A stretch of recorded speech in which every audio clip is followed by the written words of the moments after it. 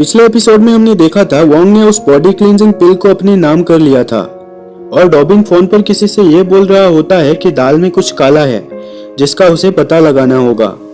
आज के इस नए एपिसोड में हम वोंग को उसके रूम के बालकनी में बैठा हुआ देखते हैं, जहां वो उस पिल को लेकर ये सोच रहा होता है कि इसके कुछ साइड इफेक्ट्स भी होते हैं, इसीलिए वोंग उसे लेने से डर रहा होता है। जब वोंग उस पिल को सूंघता है तो उसमें से बदबू आ रही होती है, पर बॉटलनेक कंडीशन को ब्रेक थ्रू करने का वो एकमात्र जरिया होता है जिससे उसकी स्पिरिट स्टोन्स की रैंकिंग बढ़ जाएगी। इसीलिए बेचारा वोंग अब उस पिल को ना चाहते हुए भी निगल जाता है। अब वोंग टाइजूस का स्पिरिट स्वेलिंग टेक्निक का यूज करता है जो उसने अपने मास्क से सीखा होता है। अब वोंग उस टेक्निक का यूज करते हुए उस माउंटेन के आसपास के सारे स्पिरिट एनर्जी को अपने अंदर समाने लगता है, जिसे वोंग चिप्स के रूप में खा रहा होता है।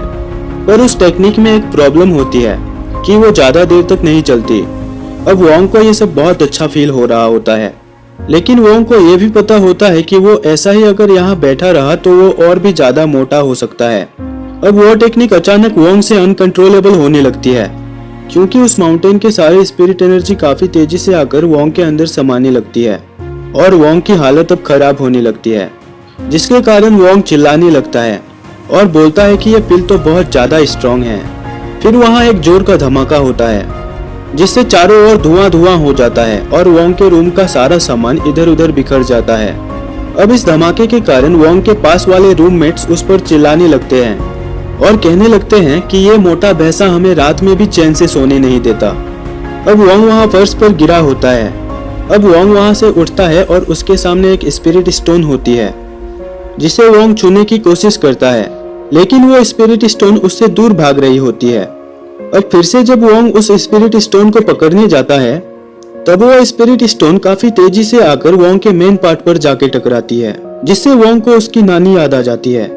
और उस पिल को लेने के कारण आसपास की सारी चीजें वैक्यूम की तरह खींचकर वोंग से चिपक जाती हैं। इसके बाद वोंग अपना पिलो उठाता है और इल्यूजन रियलम में चला जाता है।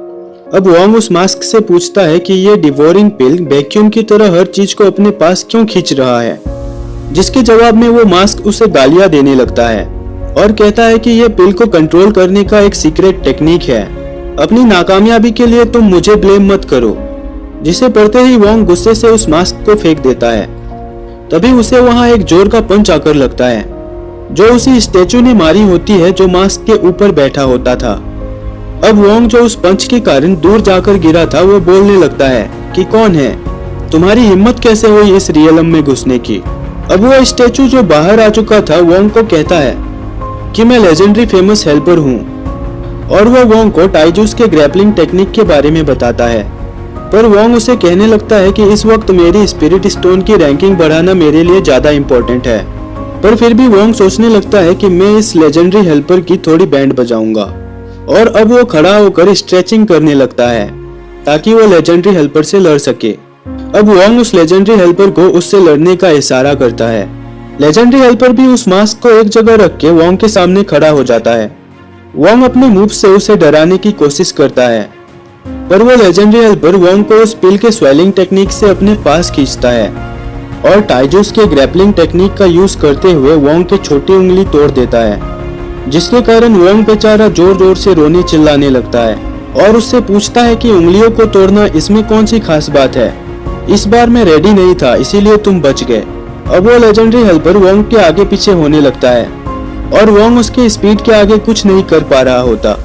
अब वो लेजेंडरी हेल्पर फिर से वोंग के पीछे आकर वोंग की दूसरी उंगली तोड़ देता है और वोंग बेचारा फिर से चिल्लाने लगता है और उसे बोलने लगता है कि बड़े भैया बस बहुत हो गया, अब मुझे छोड़ दो, जिसके कारण लेजेंडरी हेल्पर उसे छोड़ देता है। इस बार वोंग अपने मेंढक वाली टेक्निक को यूज करता है जिसे उसने फर्स्ट एपिसोड में भी यूज किया था। इस टेक्निक में वोंग काफी तेजी से दौड़ पाता है।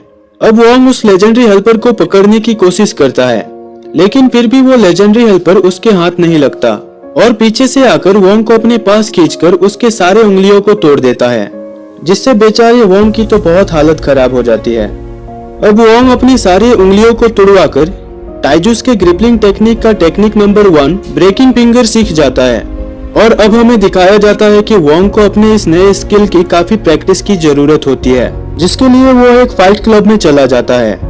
जहां वोंग अपनी आइडेंटिटी को छुपाने के लिए एक रैबिट का कॉस्ट्यूम पहन लेता है। अब वोंग उस फाइट क्लब में किस किस से लड़ता है और उसके साथ वहां क्या होता है, इसी सस्पेंस के साथ आज की हमारी ये एपिसोड यहीं खत्म होती है।